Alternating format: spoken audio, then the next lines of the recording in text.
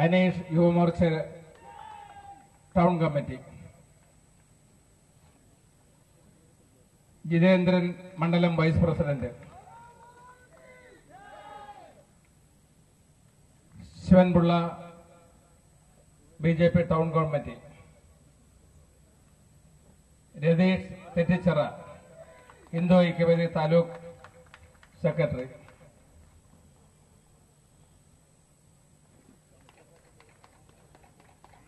താഴെ വിളിക്കുന്ന പേരനുസരിച്ചിട്ട് സ്ഥാനാർത്ഥികളെ സ്വീകരിക്കുന്നതിന് വേണ്ടിയിട്ട് തയ്യാറാവേണ്ടതാണ്.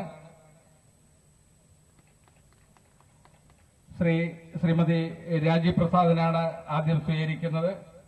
സ്വീകരിക്കുന്നതിന് വേണ്ടിയിട്ട് Ranjith town committee, Sri Santhosh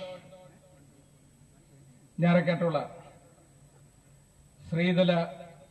Sreelatha councillor, Attingal municipal councillor, Sreedevi councillor, Padmanabhan municipal councillor, Santhosh councillor,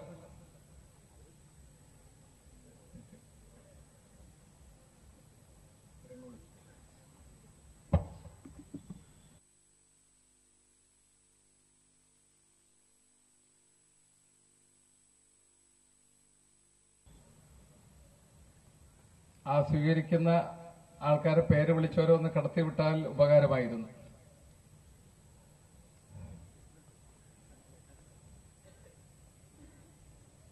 സെക്യൂരിറ്റിയുടെ കർശന നിർദ്ദേശങ്ങൾ പാലിച്ചതുകൊണ്ടാണ് അവർ പുറത്തു നിന്നത്. ആ സ്വീകരിക്കാനുള്ള ആൾക്കാരെ, സ്ഥാനാർത്ഥികളെ സ്വീകരിക്കാനുള്ളവർ എത്രയും പെട്ടെന്ന് വേദിയിലേക്ക് വരേണ്ടതാണ്.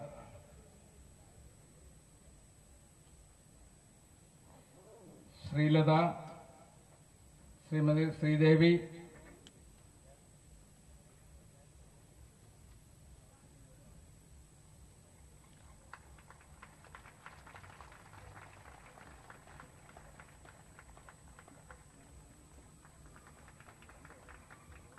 ഡോക്ടർ PP വാവ് സാറിനെ സ്വീകരിക്കാൻ വേണ്ടി കടക്കാവൂർ അശോകൻ,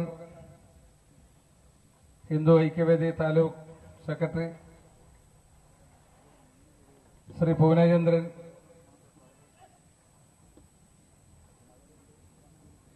റീന S ധരൻ മഹിളാ മോർച്ചയ്ക്ക് വേണ്ടിയിട്ട്,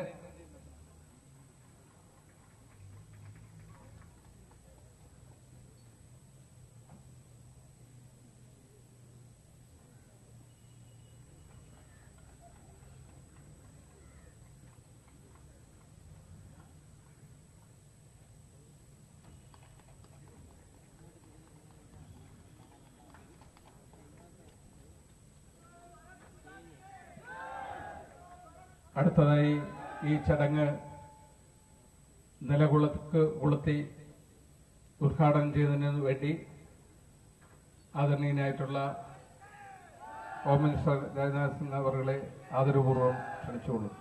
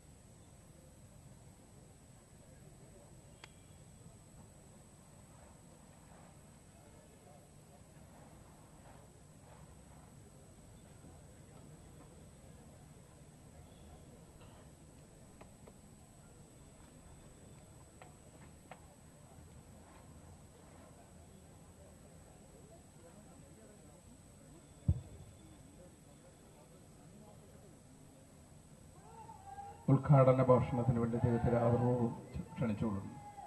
ട്രാൻസ്ലേറ്റ് ചെയ്യുന്നതിന് വേണ്ടിയിട്ട് അഡ്വക്കേറ്റ് ദാനിജയൽ പോളിനെയും ക്ഷണിച്ചു.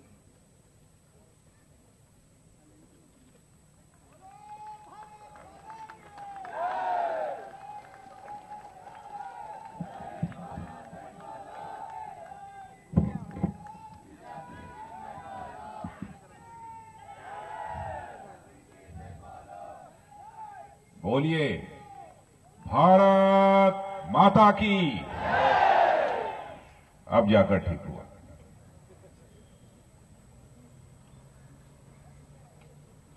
अटिंगल कॉन्स्टिट्यूंसी की candidate Shrimati Rajiv Prasad,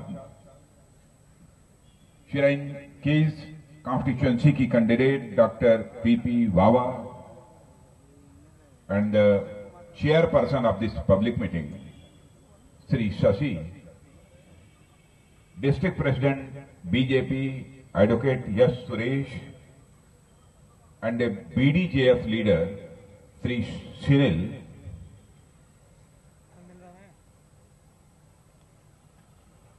and this Attingal and Shriyankise Ile and Priya Sahodari Sahodaran Mare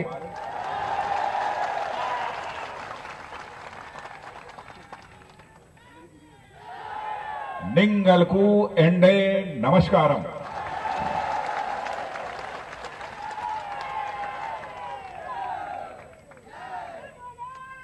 My Malayalam was correct? 100% correct. Malayalam is very lovely language. But unfortunately, neither I can understand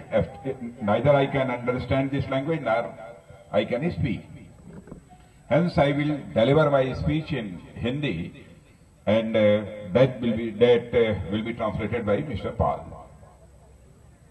ആറ്റിങ്ങലിലെ പ്രിയ സ്ഥാനാർത്ഥി doctor Shri Rajeev Prasad, ചിറയൻകീഴിലെ സ്ഥാനാർത്ഥി doctor P വാവ, വേദിയിൽ ഉപവിഷ്ടരായിരിക്കുന്ന യോഗാധ്യക്ഷൻ ശ്രീ തോട്ടയ്ക്കാട് ശശി അവർകൾ, ഭാരതീയ ജനതാ പാർട്ടിയുടെ ജില്ലാ അധ്യക്ഷൻ advocate S Suresh, BDJSന്റെ നേതാവ് ശ്രീ സനൽ, പ്രിയ സഹോദരി സഹോദരന്മാരെ, മലയാളം എന്നുള്ളത് വളരെ മാധുര്യമുള്ളൊരു ഭാഷയാണ്.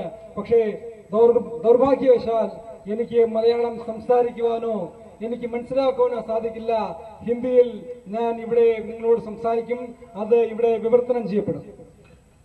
मेरे बहनों भाइयों, केरल गॉड्स ओन कंट्री के रूप में जाना जाता है, और केवल भारत में ही नहीं बल्कि सारी दुनिया में इसे गॉड्स ओन कंट्री के रूप में जानते हैं.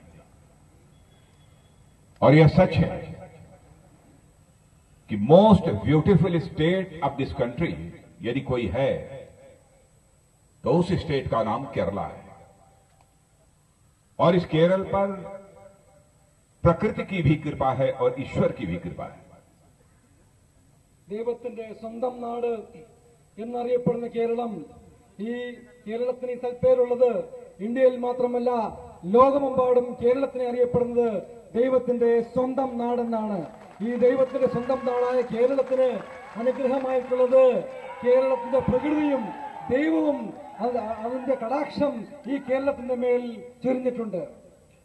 सारी दुनिया में केरल की एक क्रेडिबिलिटी थी कि माताएं, बहनें, महिलाएं सर्वाधिक सेफ और सिक्योर किसी स्टेट में है इसे हिंदुस्तान के तो वह केरल में. लेकिन चाहे LDF रही हो अथवा UDF रही हो, केरल की इस डिग्निटी पर क्वेश्चन मार्क लगाने का काम यदि किसी ने किया है तो इन दोनों LDF और ADF और UDF,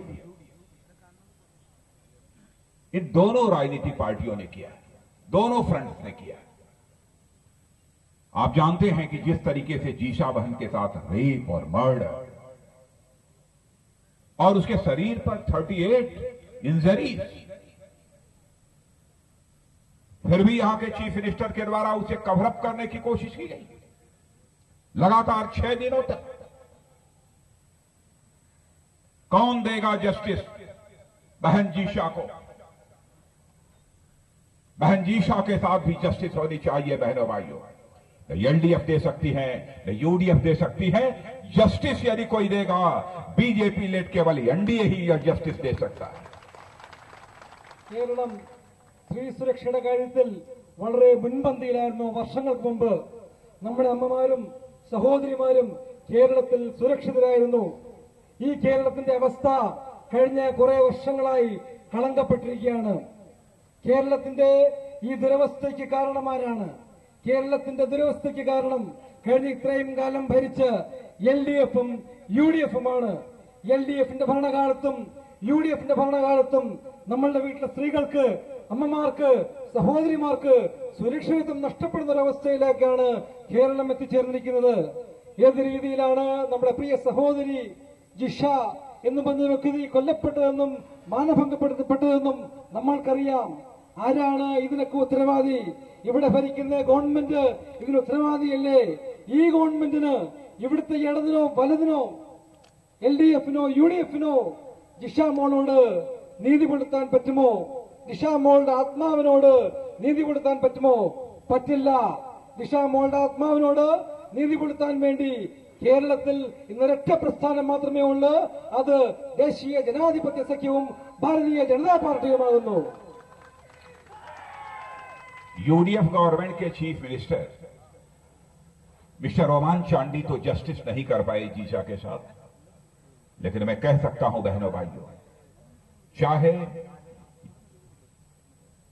पिनारी विजयन हो, चाहे वीएस अच्युतानंद हो, ये दोनों भी जीशा के साथ जस्टिस नहीं कर सकते हैं।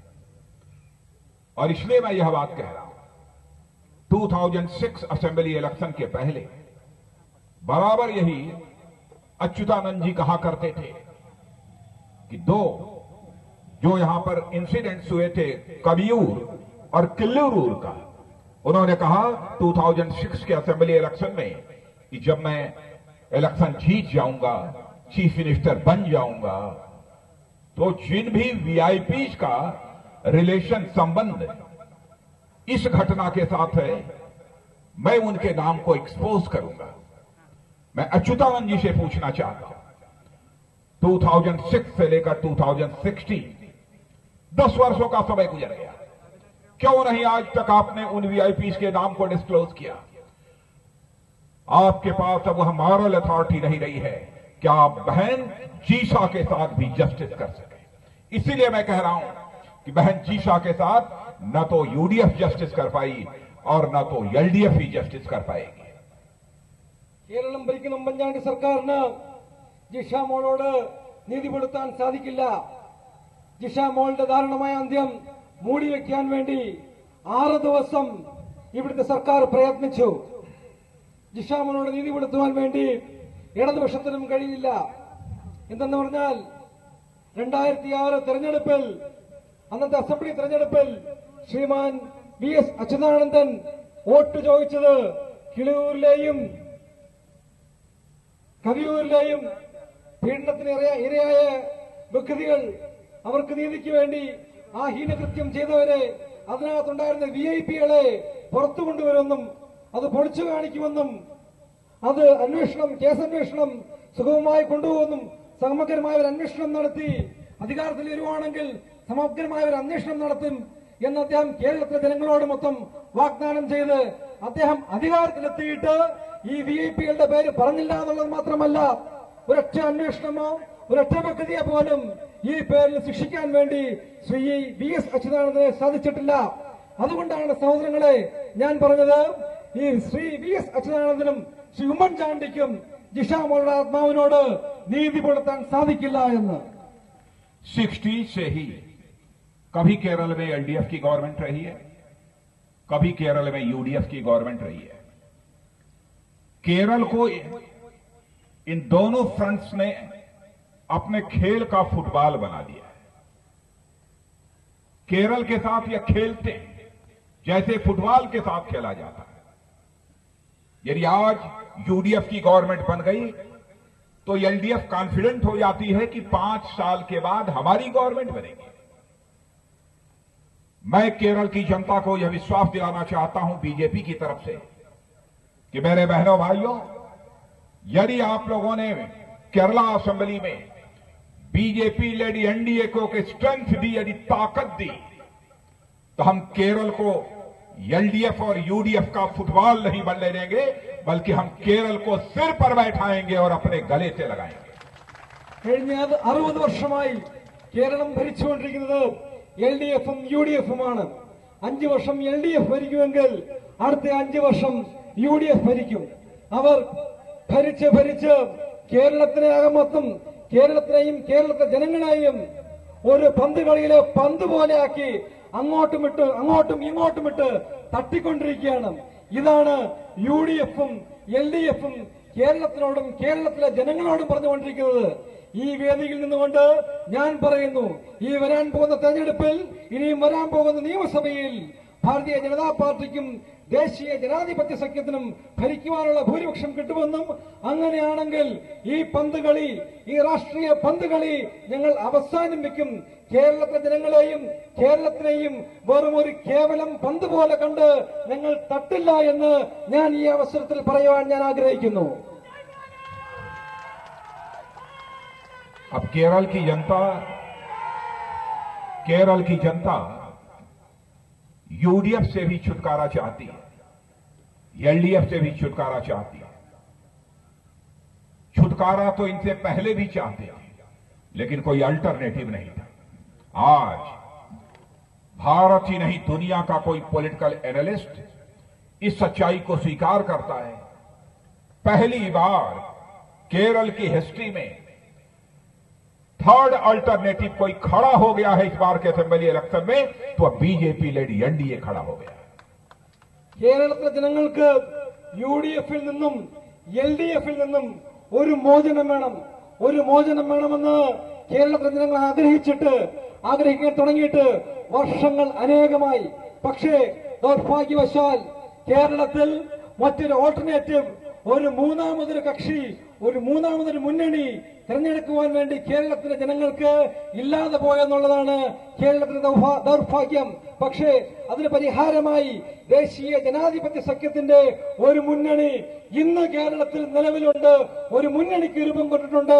ഈ മുന്നണി വരും നാളുകളിൽ കേരളത്തിനെ ഭരിക്കും. ജനങ്ങൾക്ക് ആശ്രയിക്കാൻ വേണ്ടി ഇനിയും ഒരു മുന്നണിയുണ്ട്. ഇടതും വളതും കൂടാതെ ഒരു മുന്നണിയുണ്ട്. അത് ദേശീയ ജനാധിപത്യ സഖ്യമാണ്. पहले केरल की जनता यूडीएफ और एलडीएफ इन्हीं में उलझी रहती थी. और यदि मैं कह रहा हूं कि BJP lead NDA third political force के रूप में इमर्ज हो चुका है, तो क्यों कह रहा हूं? भारत का कोई पॉलिटिकल एनालिस्ट, दुनिया का कोई पॉलिटिकल एनालिस्ट, यदि आप उससे 5 साल पहले पूछते कि केरल में बीजेपी की हालात क्या हैं, तो वह बराबर यही कहता था 5 साल पहले कि केरल में बीजेपी 0 है. लेकिन आज किसी भी पॉलिटिकल एनालिस्ट से पूछिए कि केरल में आज बीजेपी क्या है, तो कहेंगे कि केरल में जो बीजेपी कभी 0 थी, अब वह बीजेपी केरल में इस बार हीरो बन गई है. 0 से अब हीरो बन गई है बीजेपी. यह कहे കുറച്ച് വർഷങ്ങൾക്ക് മുമ്പ്, 5 വർഷങ്ങൾക്ക് മുമ്പ് നാം ചോദിച്ചാൽ രാഷ്ട്രീയ പണ്ഡിതന്മാരും രാഷ്ട്രീയ ശാസ്ത്രജ്ഞന്മാരും പറയുമായിരുന്നു കേരളത്തിൽ ബിജെപിയുടെ അവസ്ഥ 0 പറയുമായിരുന്നു, 0 ആണെന്ന് പറയുമായിരുന്നു. പക്ഷേ ഇന്നത്തെ അവസ്ഥ അതല്ല. അതേ വ്യക്തികളോട് നാം ഇന്ന് ചോദിച്ചാൽ കേരളത്തിൽ ബിജെപിയുടെ അവസ്ഥ എന്താണെന്ന് ചോദിച്ചാൽ അവർ പറയും കേരളത്തിൽ ബിജെപി 0യിൽ നിന്നും ഹീറോയിലേക്ക് മാറിയിരിക്കുന്നു, കേരളത്തിൽ ബിജെപി താരമായി മാറിയിരിക്കുന്നു എന്ന് ഇതേ രാഷ്ട്രീയ പണ്ഡിതന്മാർ നമ്മളെ ഓർമ്മിപ്പിക്കും. मेरे बहनों भाइयों, मेरे नौजवानों, मैं वोट हासिल करने के लिए आप सबसे केवल इमोशनल अपील करने के लिए नहीं आया. यदि हम केरल की जनता के सामने आए हैं तो डेवलपमेंट का एक नया प्लान लेकर आए हैं. केरल को हम हिंदुस्तान का एक डेवलप्ड स्टेट बनाना चाहते हैं, ऐसा हम एक प्लान लेकर आए हैं. हम केवल इमोशनल अपील लेकर नहीं आए. നാം ഇത്തവണ കേരളത്തിലെ ജനങ്ങളോട് വോട്ട് ചോദിക്കുന്നത് വെറും ഒരു വൈകാരികമായ രീതിയിൽ ഞങ്ങൾക്ക് വോട്ട് തരണം എന്നൊരു അഭ്യർത്ഥനയല്ല, മറിച്ച് കേരളത്തിൽ നാം ഇത്തവണ ബിജെപി, ഭാരതീയ ജനതാ പാർട്ടിയും ദേശീയ ജനാധിപത്യ സഖ്യവും വോട്ട് ചോദിക്കുന്നത് വികസനത്തിന് വേണ്ടിയാണ്. വികസനത്തിനെ കുറിച്ച് വ്യക്തമായ ഒരു കാഴ്ചപ്പാട്, ഒരു വലിയൊരു ദൃഷ്ടി ഭാരതീയ ജനതാ പാർട്ടിക്കും ദേശീയ ജനാധിപത്യ സഖ്യത്തിനും കേരളത്തിനെ കുറിച്ചുണ്ട്. അതിനുവേണ്ടിയാണ് നാം കേരളത്തിൽ ഭാരതീയ ജനതാ പാർട്ടിക്കും ദേശീയ ജനാധിപത്യ സഖ്യത്തിനും വേണ്ടി നാം വോട്ട് ചോദിക്കുന്നത്. इंडिपेंडेंट इंडिया की हिस्ट्री में पहली बार हिंदुस्तान के गांव, गरीब और किसान के डेवलपमेंट के लिए हमारी सरकार ने बजट में जो प्रोविजन किया है वह 2.87 लाख करोड़ रुपए का, यह इंडिपेंडेंट इंडिया की हिस्ट्री में पहली बार हुआ है. സ്വതന്ത്ര ഭാരതത്തിൽ ആദ്യമായിട്ട് ഇന്ത്യയുടെ ഗ്രാമങ്ങളുടെ വികസനത്തിന് വേണ്ടിയിട്ട്, ഇന്ത്യയിലെ പാർശ്വവൽക്കരിക്കപ്പെട്ട ജനങ്ങളുടെ വികസനത്തിന് വേണ്ടിയിട്ട്, പാവങ്ങളുടെ വികസനത്തിന് വേണ്ടിയിട്ട് 2,87,000 കോടി രൂപ നീക്കിവെച്ചുകൊണ്ട് അതിനുള്ള പദ്ധതികൾ നമ്മുടെ കേന്ദ്ര സർക്കാർ അനൗൺസ് ചെയ്തു. अब हर विलेज पंचायत को, हर ग्राम पंचायत को हमारी सेंट्रल गवर्नमेंट, मोदी जी की गवर्नमेंट अब सीधे मोर देन 80 लाख ग्राम पंचायत को प्रोवाइड करेगी, ताकि उस गांव का डेवलपमेंट हो सके, उसके किसानों का डेवलपमेंट हो सके, वहां के गरीबों का डेवलपमेंट हो सके. വെറും ഗ്രാമപഞ്ചായത്തുകൾക്ക് വേണ്ടി മാത്രം, ഗ്രാമപഞ്ചായത്തുകൾക്ക് വേണ്ടി 80 ലക്ഷം രൂപയുടെ പദ്ധതികളാണ് കേന്ദ്ര സർക്കാർ പ്രഖ്യാപിച്ചിരിക്കുന്നത്. ആ ഗ്രാമങ്ങളുടെ വികസനത്തിന് വേണ്ടിയിട്ട്, ആ ഗ്രാമങ്ങളിലെ അടിസ്ഥാന സൗകര്യങ്ങൾ വികസിപ്പിക്കുവാൻ വേണ്ടിയിട്ട്, ഗ്രാമത്തിലെ ഓരോ വ്യക്തികൾക്കും അവിടെ ദാരിദ്ര്യം നിർമ്മാർജ്ജനം ചെയ്യാൻ വേണ്ടിയിട്ട്, ഗ്രാമത്തിന്റെ സമഗ്ര വികസനത്തിന് വേണ്ടിയിട്ട് 80 ലക്ഷം രൂപയാണ് കേന്ദ്ര സർക്കാർ നീക്കിവച്ചിരിക്കുന്നത്. बहनों भाइयों, हमारी गवर्नमेंट ने यह भी फैसला किया है, हम गरीब परिवार की माताओं को भी लकड़ी जलाकर भोजन बनाने की इजाजत अब नहीं देंगे. इसीलिए उज्ज्वला योजना के अंतर्गत हमारे प्राइम मिनिस्टर ने यह फैसला किया है कि हिंदुस्तान के जितने ऐसे गरीब परिवार हैं, उन गरीब परिवारों को हम मुफ्त में, free of cost LPG gas connection मुहैया कराने का काम करेंगे और ऐसे 5 करोड़ गरीब परिवारों को एलपीजी गैस कनेक्शन मुहैया कराएंगे. 5 കോടി ജനങ്ങൾക്കധികം ഭാരതത്തിൽ ഇന്നും പാചകത്തിനായി വിറകിനെ ആശ്രയിക്കുന്നു. ഈ 5 കോടി ജനങ്ങൾക്കും എൽപിജി ഗ്യാസിന്റെ സൗകര്യം ലഭ്യമല്ലാത്തവർക്കും വേണ്ടി കേന്ദ്ര സർക്കാർ അവരുടെ കണ്ണിലെ കണ്ണുനീരൊപ്പാൻ വേണ്ടിയിട്ട് ഒരു പൈസ പോലും മുടക്കില്ലാതെ ഫ്രീ ആയിട്ട് 5 കോടിയിലധികം ഭവനങ്ങൾക്ക് വേണ്ടി എൽപിജി ഗ്യാസ് കണക്ഷൻ കേന്ദ്ര സർക്കാർ സ്വന്തം ചെലവിൽ ചെയ്തു കൊടുത്തിരിക്കുകയാണ്. हम लोगों ने यह भी फैसला किया है कि जो फार्मर्स हैं उनको हम एक नेशनल प्लेटफॉर्म देंगे, ताकि अपने प्रोड्यूसर्स को यदि हिंदुस्तान में कहीं भी वह सेल करना चाहते हो तो सेल कर सकते हैं. इसलिए हमारी गवर्नमेंट ने एक एग्रीकल्चर मार्केट, ऐसा प्लेटफॉर्म हिंदुस्तान के किसानों को दिया है कि हम यहां त्रिवेंद्रम में बैठे हैं और अपने किसी प्रोड्यूस को उसकी अच्छी कीमत मिल रही है, उसे हम वाराणसी में भी बेचना चाहते हैं तो हम सीधे बैठे बैठे इंटरनेट के माध्यम से हम अपने प्रोड्यूस को सेल कर सकते हैं और अच्छी कीमत हासिल कर सकते हैं. കർഷകരുടെ ക്ഷേമത്തിന് വേണ്ടിയിട്ട്, കർഷകരുടെ ഉൽപ്പന്നം നേരിട്ട് വിൽക്കുവാൻ വേണ്ടിയിട്ടും ഏറ്റവും അങ്ങേയറ്റം ഉചിതമായ വില അവർക്ക് ലഭിക്കുവാൻ വേണ്ടിയിട്ട് ഭാരതത്തില് ആദ്യമായിട്ട് ഈ അഗ്രികൾച്ചർ എന്നൊരു സംവിധാനം നമ്മളുടെ കേന്ദ്ര സർക്കാർ ഇപ്പോൾ നടപ്പിലാക്കുകയുണ്ടായി. ഇതുവഴി കർഷകന്റെ ഉൽപ്പന്നം ഇടനിലക്കാരൻ കൂടാതെ നേരിട്ട് വിപണനം ചെയ്യുവാനും, കേരളത്തിൽ ഉൽപ്പാദിപ്പിക്കുന്ന ഉൽപ്പന്നം ഇന്ത്യയില് എവിടെയായിരുന്നാലും ശരി തന്നെ ആ ഉപഭോക്താവിന് ഏറ്റവും മാന്യമായ രീതിയിൽ, ഏറ്റവും മാന്യമായ വിലയ്ക്ക് എത്തിച്ചു കൊടുക്കുവാൻ കർഷകന് നാം ഇത്തരത്തിൽ ഒരു സംവിധാനം ഏർപ്പാട് ചെയ്തിട്ടുണ്ട്. किसी भी स्टूडेंट को जो स्कॉलरशिप मिलती है, ओल्ड एज पेंशन मिलती है, वीडो पेंशन किसी को मिलती है, फर्टिलाइजर की सब्सिडी मिलती है, अब बीच में कोई मिडिल मैन नहीं होगा। अब प्रधानमंत्री जनधन योजना के अंतर्गत जो आपका अकाउंट खुल गया है, उस अकाउंट में दिल्ली की बैंक के अकाउंट से पैसा चलेगा डायरेक्ट बेनिफिट ट्रांसफर के माध्यम से, और सीधे आपके एरिया का जो बैंक होगा, उस बैंक में जहां पर आपका अकाउंट होगा, वो सीधे आपके अकाउंट में पहुंच जाएगा। मिडिल मैन की व्यवस्था को हम समाप्त करना चाहते हैं, ताकि जो भी सहायता गवर्नमेंट के द्वारा मिलती है वह लोगों तक आधी अधूरी न पहुंचे, बल्कि पूरी की पूरी सहायता पहुंचे। ഭാരതത്തിൽ വിദ്യാർത്ഥികളുടെ ലോണിന്റെ കാര്യത്തിൽ, വിധവാ പെൻഷന്റെ കാര്യത്തിൽ, പല രീതിയിലുള്ള സബ്സിഡിയുടെ കാര്യത്തിൽ, വളം ഇത്യാദി ഉൽപ്പന്നങ്ങൾ വാങ്ങുമ്പോഴുള്ള സബ്സിഡിയുടെ കാര്യത്തിൽ, റേഷൻ കടയിൽ പോലുള്ള സ്ഥലങ്ങളിൽ സബ്സിഡിയുടെ കാര്യത്തിൽ ഈ സബ്സിഡി തുകയെല്ലാം ഒരു ഇടനിലക്കാരന്റെ കയ്യിൽ ചെല്ലാതെ ഉപഭോക്താവിന്റെ ബാങ്ക് അക്കൗണ്ടിൽ, ജൻധൻ യോജന വഴി തുറന്ന ബാങ്ക് അക്കൗണ്ടിൽ നേരിട്ട് ആ വ്യക്തിയുടെ ബാങ്ക് അക്കൗണ്ടിൽ എത്തുവാനുള്ള സംവിധാനം ഇന്ന് കേന്ദ്ര സർക്കാർ നടപ്പിലാക്കിയിരിക്കുന്നു. आज हमारा पॉलिटिकल अपोनेंट भी इस सच्चाई को स्वीकार करता है। इंडिपेंडेंट इंडिया की हिस्ट्री में पहली बार इंटरनेशनल कम्युनिटी में भारत की साख, भारत की प्रतिष्ठा बढ़ी है, भारत का मस्तक ऊंचा हुआ है। രാഷ്ട്രീയ എതിരാളികൾ പോലും ഇക്കാര്യം അംഗീകരിക്കുന്നു. ഇത്തരം നേട്ടങ്ങൾ ദേശീയ ജനാധിപത്യ സഖ്യം നയിക്കുന്ന നമ്മുടെ കേന്ദ്ര ഗവൺമെന്റിന് കൈവരിക്കാൻ സാധിച്ചു എന്ന് അവർ അംഗീകരിക്കുന്നു. ഭാരതത്തിന്റെ യശസ്, ഭാരതത്തിന്റെ അന്തസ് ലോകരാഷ്ട്രങ്ങളുടെ ഇടയിൽ പോലും കണ്ടമാനം ഉയർന്നിരിക്കുന്നു. ഇത് അംഗീകരിക്കുന്നത് ഭാരതത്തിലെ ജനങ്ങൾ മാത്രമല്ല, വിദേശത്തെ ജനങ്ങളും വിദേശ രാജ്യങ്ങളും നമ്മുടെ രാഷ്ട്രീയ എതിരാളികൾ വരെ ഈ സത്യം ഇന്ന് അംഗീകരിക്കുന്നു. इंटरनेशनल रेटिंग एजेंसी भी मानने लगी हैं कि सारी दुनिया में यदि फास्टेस्ट ग्रोइंग इकोनॉमी यदि किसी कंट्री की है तो भारत की है।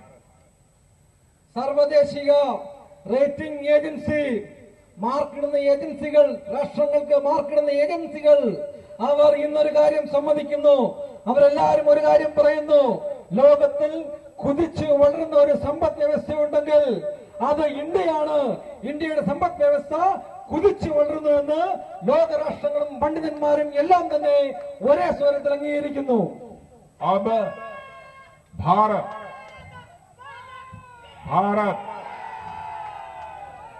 मेरे बहनों भाइयों, अब भारत सारी दुनिया के लोगों के लिए एक अट्रैक्टिव इन्वेस्टमेंट डेस्टिनेशन बन गया है। दुनिया के लोग यहां पर अब सीधे इन्वेस्टमेंट करना चाहते हैं, इन्वेस्टमेंट कर रहे हैं। और अब तक केवल 2015-16 में पहली बार ऐसा हुआ है। दुनिया में सबसे अधिक इन्वेस्टमेंट हुआ है तो भारत में हुआ है, और वो $51 बिलियन हुआ है। ഭാരതം എന്ന് പറയുന്നത് ഇന്ന് ലോകത്തുള്ള എല്ലാ വ്യക്തികൾക്കും വ്യവസായങ്ങൾ സ്ഥാപിക്കാൻ വേണ്ടിയുള്ള ഒരു ഇഷ്ടഭൂമിയായി ഭാരതം മാറിയിരിക്കുകയാണ്. ഇതിന്റെ ഫലമായിട്ട് ലോകത്തിന്റെ വിവിധ ഭാഗങ്ങളിൽ നിന്നും ഇന്ത്യയിൽ വ്യവസായം സ്ഥാപിച്ചതിന്റെ കണക്ക് നോക്കുകയാണെങ്കിൽ 2015-2016 വർഷത്തിൽ $51 ബില്യൺ ഈ രീതിയിൽ ഇന്ത്യയിൽ വിദേശ വ്യവസായികൾ നിക്ഷേപിക്കുകയുണ്ടായി. कांग्रेस लेड यूपीए के शासनकाल में फॉरेन इन्वेस्टर्स की बात तो छोड़िए, डोमेस्टिक इन्वेस्टर्स भी भारत छोड़कर दुनिया के दूसरे देशों में जाकर इन्वेस्टमेंट करते थे। लेकिन अब ऐसे हालात हो गए हैं कि फॉरेन इन्वेस्टर्स भी भारत में इन्वेस्ट करना चाहते हैं, और डोमेस्टिक इन्वेस्टर्स तो यहां इन्वेस्ट करना ही चाहते हैं। എന്നാൽ മുൻപുണ്ടായിരുന്ന യുപിയുടെ കാലത്ത് സ്ഥിതിവിശേഷം നമ്മൾ പരിശോധിക്കുകയാണെങ്കിൽ വിദേശ കമ്പനികൾ പോയിട്ട് ഇന്ത്യയിലെ വ്യവസായികൾ പോലും ഈ ഭാരതത്തിൽ നിക്ഷേപിക്കുവാൻ വേണ്ടി, വ്യവസായങ്ങൾ സ്ഥാപിക്കുവാൻ വേണ്ടി അവർ തയ്യാറല്ലായിരുന്നു. അവർ ഈ നാട് വിട്ട് മറ്റ് സ്ഥലങ്ങളിലേക്ക് പോയിരിക്കുകയാണ്. ആ സ്ഥിതി മാറി ഇന്ന് ഇന്ത്യയിലെയും വിദേശത്തെയും എല്ലാ വ്യക്തികളും ഈ ഭാരതത്തിൽ നിക്ഷേപങ്ങൾ ചെയ്യുവാനായിട്ട് അവർ സന്നദ്ധത പ്രകടിപ്പിച്ച് അവർ മുന്നോട്ട് വന്നിരിക്കുന്നു. करप्शन, जब जब कांग्रेस लेड यूपीए गवर्नमेंट आती है अथवा कांग्रेस और सीपीएम की अलायंस गवर्नमेंट आती है, करप्शन बढ़ने लगता है। आपने देखा इसके पहले 2G का करप्शन, CWG का करप्शन, शुगर का करप्शन, हवा में हेलीकॉप्टर का करप्शन, जमीन के नीचे सबमरीन का करप्शन, हर डील में करप्शन, करप्शन ही करप्शन।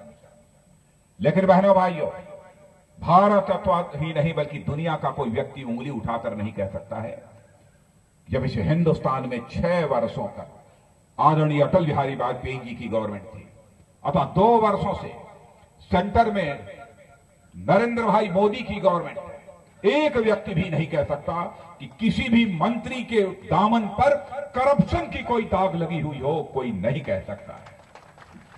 करप्शन फ्री गवर्नमेंट यदि कोई दे सकता है तो बीजेपी लेड एनडीए ही दे सकती है।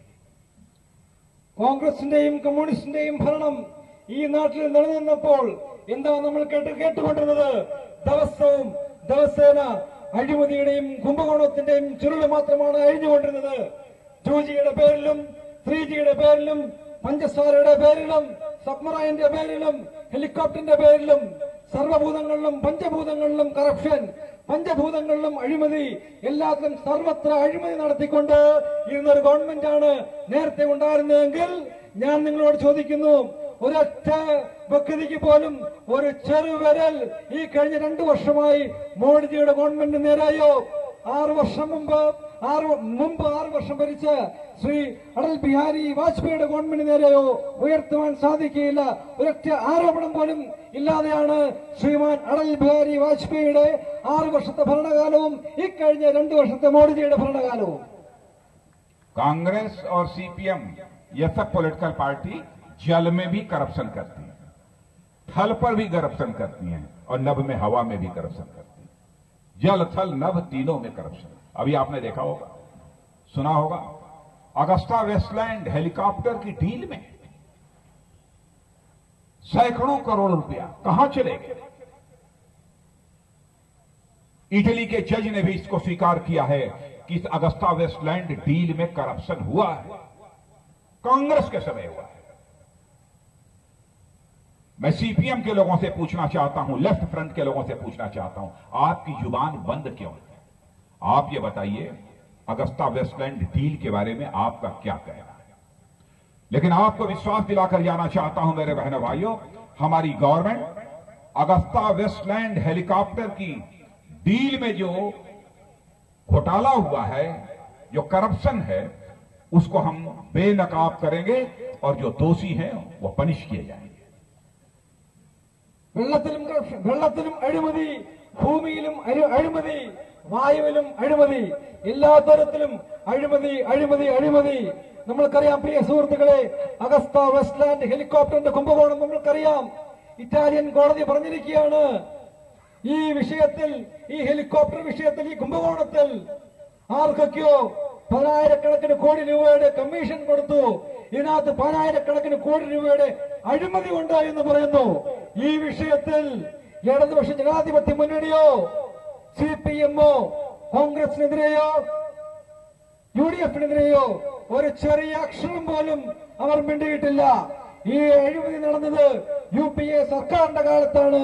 ഈ അഴിമതി നടന്നത് ഭാരതീയ ജനതാ പാർട്ടി പറയുന്നു, ഞങ്ങൾ ഈ അഴിമതിയെക്കുറിച്ചുള്ള സർവ വിവരങ്ങളും ഞങ്ങൾ ശേഖരിച്ച് ഒരു സമഗ്രമായ അന്വേഷണം ഇതിനകത്ത് നടത്തി, ഇതിനകത്ത് അഴിമതിയിൽ പങ്കുള്ള സർവ വ്യക്തികളെയും നിയമത്തിന് മുമ്പിൽ കൊണ്ടുവന്ന് അവർക്ക് തക്കതായ ശിക്ഷ വാങ്ങിക്കൊടുക്കും എന്ന് ഞങ്ങൾ പറയുന്നു. ये दोनों एलडीएफ और यूडीएफ केरल की जनता को भी धोखा दे रहे हैं और वेस्ट बंगाल की जनता को भी, दोनों को। केरल में एक दूसरे से लड़ रहे हैं और वेस्ट बंगाल में कांग्रेस और सीपीएम एक दूसरे के साथ मिलकर चुनाव लड़ रहे हैं। यह तमाशा, यानी केरल में टल्लू कूडल और वेस्ट बंगाल में मोदिरम मातल। क्या ऐसी सरकार चाहिए? ഇവിടുത്തെ സിപിഎമ്മും കോൺഗ്രസും അവർ ഒത്തുചേർന്നിരിക്കുകയാണ്. അവർ ഒരു നാടകം ഇറങ്ങുകയാണ്.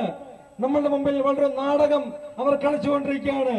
പശ്ചിമ ബംഗാളിൽ അവർ മോതിരമാറ്റം നടത്തി, അവർ അവിടെ ഇലക്ഷനെ ഒന്നിച്ചു നേരിടുന്നു. കേരളത്തിൽ അവർ ഒരു തല്ലുകൂടൽ നടത്തിക്കൊണ്ടിരിക്കുകയാണ്. നമ്മളെ കാണിക്കാൻ വേണ്ടി, ജനങ്ങളുടെ കണ്ണിൽ പൊടിയിടാൻ വേണ്ടി, കേരളത്തിലെ ജനതയെ വിഡ്ഢികളാക്കാൻ വേണ്ടി അവർ ഒരു നാടകം, ഒരു വൃത്തികെട്ട രാഷ്ട്രീയ നാടകം അവർ കേരളത്തിൽ അരങ്ങേറിക്കൊണ്ടിരിക്കുകയാണ്. मैं जानता हूं कि केरल का यूथ एजुकेटेड है, फिर भी अनएम्प्लॉयमेंट की प्रॉब्लम है. मैं केरल के नौजवानों को भी बताना चाहता हूं कि हम केरल की इकोनॉमी को केवल टूरिज्म और मनी ऑर्डर के पैसे पर ही निर्भर नहीं रहने देंगे. हम यहां के नौजवानों को जॉब अपॉर्चुनिटीज प्रोवाइड करने के लिए यहां पर मैन्युफैक्चरिंग सेक्टर को हम प्रमोट करेंगे ताकि हम यहां के नौजवानों के हाथों को रोजगार मिल सके. കേരളത്തിലെ ജനങ്ങളോട് ഞാൻ ചോദിക്കുകയാണ്, കേരളത്തില് ടൂറിസത്തിൽ നിന്നുള്ള വരുമാനവും മണി ഓർഡറിൽ നിന്നുള്ള വരുമാനം മാത്രം മതിയോ? വിദേശത്തുനിന്ന് നമ്മുടെ വീട്ടിലംഗങ്ങൾ അയച്ചു തരുന്ന മണി ഓർഡറിന്റെ വരുമാനം മാത്രം മതിയോ? ഈ കേരളത്തിലെ യുവാക്കൾക്ക് തൊഴിലവസരങ്ങൾ സൃഷ്ടിക്കുവാൻ വേണ്ടിയിട്ട് ഇവിടെ വ്യവസായശാലകൾ, ഇവിടെ തൊഴിലവസരങ്ങൾ വർദ്ധിക്കണ്ടേ, വ്യവസായശാലകൾ തുടങ്ങണ്ടേ?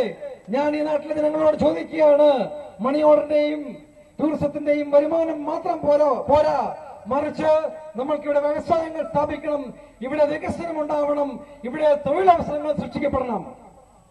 सबसे बड़ी प्रॉब्लम एजुकेटेड यूथ के सामने है कि उनके पास सबसे बड़ी क्राइसिस है तो जॉब स्किल डेफिसिट की है. यानी एजुकेटेड तो हैं लेकिन जो स्किल होनी चाहिए किसी काम को करने के लिए उसमें कहीं ना कहीं कमी है. इसीलिए हमारे प्राइम मिनिस्टर ने तय किया है हम स्किल डेवलपमेंट का प्रोग्राम सारे देश भर में चलाएंगे और सारे देश में चल रहा है. हम 2 महीने, 3 महीने, 1 महीने की ट्रेनिंग देंगे और उसके बाद उस नौजवान को कहेंगे कि तुम सेल्फ डिपेंडेंट होकर अपने पैरों पर खड़े होकर कोई अपना काम करो, कोई रोजगार करो, छोटा मोटा उद्योग चलाओ. वह नौजवान हमसे पूछेगा कि पैसा कहां से आएगा. उसके लिए मुद्रा बैंक योजना के अंतर्गत हम कहेंगे बैंक से तुम पैसा लो कम रेट ऑफ इंटरेस्ट पर, लेकिन सिक्योरिटी तुमको नहीं देनी पड़ेगी, अपनी प्रॉपर्टी मॉर्टगेज बैंक को नहीं करनी पड़ेगी. सिक्योरिटी यदि कोई देगा तो भारत सरकार उस लोन की सिक्योरिटी देगी, उस नौजवान को सिक्योरिटी नहीं देनी पड़ेगी. കേരളത്തിൽ ഏറ്റവും വലിയ വെല്ലുവിളി നേരിടുന്നത് കേരളത്തിലെ യുവതലമുറയാണ്. യുവതലമുറയ്ക്ക് നല്ല തൊഴിലില്ലാത്ത ഒരു സാഹചര്യമാണുള്ളത്. ചെറിയ തൊഴിലുകൾ അറിയാം. ഇത്തരം തൊഴിലുകളെ വികസിപ്പിക്കുവാൻ വേണ്ടി കേന്ദ്ര സർക്കാർ ഒരു നൈപുണ്യ മന്ത്രാലയത്തിന് തുടക്കം കുറിച്ചു. ഒരു സ്കിൽ ഡെവലപ്മെന്റ് മിനിസ്ട്രി ചെറിയ തൊഴിലുകളെ 1, 2, 3, 4 മാസത്തെ ഹ്രസ്വ കോഴ്സുകളായി ഇത് വികസിപ്പിച്ചെടുത്ത് അവരെ സ്വയം പര്യാപ്തരാക്കാൻ വേണ്ടിയിട്ട്, ഒരു സ്വയം തൊഴിൽ ചെയ്യാൻ വേണ്ടിയിട്ട് അവരെ പ്രാപ്തരാക്കാൻ വേണ്ടിയിട്ട് ഉള്ള പദ്ധതികൾക്ക് രൂപം നൽകി. മാത്രമല്ല ഇത്തരത്തിൽ ചെറിയ തൊഴിൽ പഠിച്ചവർക്ക് ചെറിയ വ്യവസായങ്ങൾ സ്ഥാപിക്കുവാൻ വേണ്ടി അവർക്ക് സമ്പത്താണ് അവരുടെ വിഷയമെങ്കിൽ, അവർക്ക് സാമ്പത്തികമില്ലെങ്കിൽ അവർക്ക് സാമ്പത്തിക സഹായം എത്തിച്ചു കൊടുക്കുവാൻ വേണ്ടി, സാമ്പത്തിക സഹായം ലഭ്യമാക്കുവാൻ വേണ്ടി മുദ്രാ യോജന പോലുള്ള പദ്ധതികൾ കേന്ദ്ര സർക്കാർ ആവിഷ്കരിക്കുകയുണ്ടായി. മാത്രമല്ല ഈ മുദ്രാ യോജന പോലുള്ള പദ്ധതികളിൽ ഇതിന് ഒരു സെക്യൂരിറ്റിയും യാതൊരു ജാമ്യവും കൊടുക്കേണ്ടത് ആവശ്യമില്ല. നമ്മളുടെ ഭൂമിയും നമ്മളുടെ സെക്യൂരിറ്റിയും ജാമ്യമായിട്ട് ഇതിന് നൽകാതെ ഇതിന്റെ ജാമ്യം എന്ന് പറഞ്ഞത് സാക്ഷാൽ കേന്ദ്ര സർക്കാർ തന്നെയാണ് ഈ മുദ്രാ സ്കീമിന്റെ, മുദ്രാ ലോണിന്റെ ജാമ്യമായിട്ടുള്ളത്. मेरे बहनों भाइयों, मैं आपको कासस भी करना चाहता हूं क्योंकि एलडीएफ और यूडीएफ इनकी कोशिश यह होगी कि केरल में कोई थर्ड पॉलिटिकल अल्टरनेटिव इमर्ज न करने पाए, यानी बीजेपी लेड एनडीए न आने पाए. इसलिए इस चुनाव में जहां पर बीजेपी लेड एनडीए के साथ टक्कर होगी, एलडीएफ यूडीएफ को सपोर्ट कर सकती है, यूडीएफ एलडीएफ को सपोर्ट कर सकती है, यानी स्ट्रेटेजिक वोटिंग कर सकते हैं. इसलिए मैं आप सबसे कहूंगा कि हमको सावधान रहने की जरूरत है और एक बार हम लोगों को यह संकल्प लेने की जरूरत है कि हम निश्चित रूप से इस केरल में इस बार के विधानसभा चुनाव में थर्ड पॉलिटिकल अल्टरनेटिव के रूप में बीजेपी लीड एनडीए को हम खड़ा करेंगे। കേരളത്തിൽ ഒരു മൂന്നാമതൊരു മുന്നണി അധികാരത്തിൽ വരുവാൻ വേണ്ടി വളർന്നു വരുവാൻ വേണ്ടി ഇവിടുത്തെ ഇടതുപക്ഷമോ വലതുപക്ഷമോ നാളെന്ന് വരെ സമ്മതിച്ചിട്ടില്ല. ഭാരതീയ ജനതാ പാർട്ടിയുടെ നേതൃത്വത്തിൽ അത്തരത്തിൽ ഒരു മുന്നണി വളർന്നു വരുന്നത് കണ്ടുകൊണ്ട് അവർ ഒത്തുകളി രാഷ്ട്രീയവും അഡ്ജസ്റ്റ്മെന്റ് രാഷ്ട്രീയവും ഇവിടെ തുടങ്ങിക്കഴിഞ്ഞു. ബിജെപിയെ അധികാരത്തിൽ വരാതിരിക്കുവാൻ വേണ്ടിയിട്ട് അവർ ഒത്തുകളി നടത്തുമെന്നുള്ളത് നമ്മൾക്ക് വ്യക്തമായ തെളിവ് കിട്ടിയിരിക്കുന്നു. നാം ഇതിനകത്ത് വളരെ ശുഷ്കാന്തി ഉള്ളവരായി നമ്മുടെ നല്ല വിശ്വാസത്തോടെ നല്ല ജാഗ്രതയോടെ നാം ഇതിനകത്ത് മുമ്പോട്ട് പോകേണ്ടിയിരിക്കുന്നു. ഭാരതീയ ജനതാ പാർട്ടിയെ അധികാരത്തിലെത്തിക്കുവാൻ വേണ്ടി ഒരു മൂന്നാം മുന്നണി ദേശീയ ജനാധിപത്യ സഖ്യത്തിനെ അധികാരത്തിലെത്തിക്കുവാൻ വേണ്ടി നാം ശ്രമിക്കണം. നാം അതിന് സമാശ്വരരായിരിക്കണം. इसलिए मैं आप सबसे अपील करना चाहता हूं कि अटिंगल की कैंडिडेट श्रीमती राजीव प्रसाद और शिराइंकिस के कैंडिडेट डॉक्टर पीपी वावा, इन दोनों का सिंबल है ताम्रा। ताम्रा ताम्रा ताम्रा, इसलिए ताम्रा का बटन दबाकर बहनों भाइयों बीजेपी लेड एनडीए को विजयी बनाइए। यही अपील करते हुए मैं अपनी बात समाप्त करता हूं। അതുകൊണ്ട് ഞാൻ എന്റെ പ്രിയ സഹോദരങ്ങളോട് ഞാൻ ആഹ്വാനം ചെയ്യുന്നു. ആറ്റിങ്ങലിലെ നമ്മുടെ പ്രിയ സ്ഥാനാർത്ഥി രാജീവ് പ്രസാദിനെയും ചിറയൻകീഴിലെ നമ്മുടെ പ്രിയ സ്ഥാനാർത്ഥി ഡോക്ടർ പി വാവയെയും താമര ചിഹ്നത്തിൽ വോട്ട് രേഖപ്പെടുത്തി വൻപിച്ച ഭൂരിപക്ഷത്തോടുകൂടി നിയമസഭയിലേക്ക് അയക്കണമേ എന്ന് പ്രാർത്ഥിച്ചുകൊണ്ട് ഞാൻ നിർത്തുന്നു. നന്ദി, നമസ്കാരം.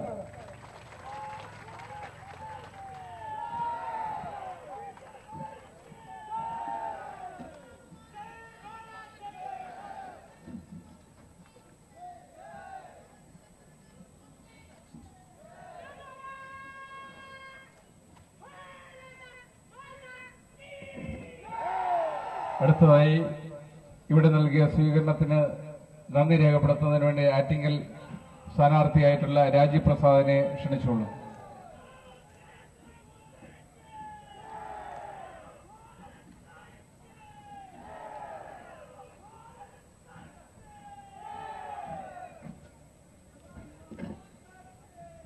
ബഹുമാനപ്പെട്ട യോഗത്തിന്റെ അധ്യക്ഷൻ, നമ്മുടെ ഈ യോഗം ഔപചാരികമായി ഉദ്ഘാടനം ചെയ്ത ശ്രീ രാജ്നാഥ് സിംഗ് അവർ, വേദിയിലിരിക്കുന്ന മറ്റു വിശിഷ്ട വ്യക്തികളെ, പ്രിയപ്പെട്ട സഹപ്രവർത്തകരെ, വളരെ വിശദമായി രാഷ്ട്രീയ വിശദീകരണങ്ങളെക്കുറിച്ച് വളരെ വിശദമായി ഇവിടെ സംസാരിക്കുകയുണ്ടായി. അതുകൊണ്ട് കൂടുതലായിട്ടൊന്നും പറയുന്നില്ല. ഇവിടെ നൽകിയ സ്വീകരണത്തിന്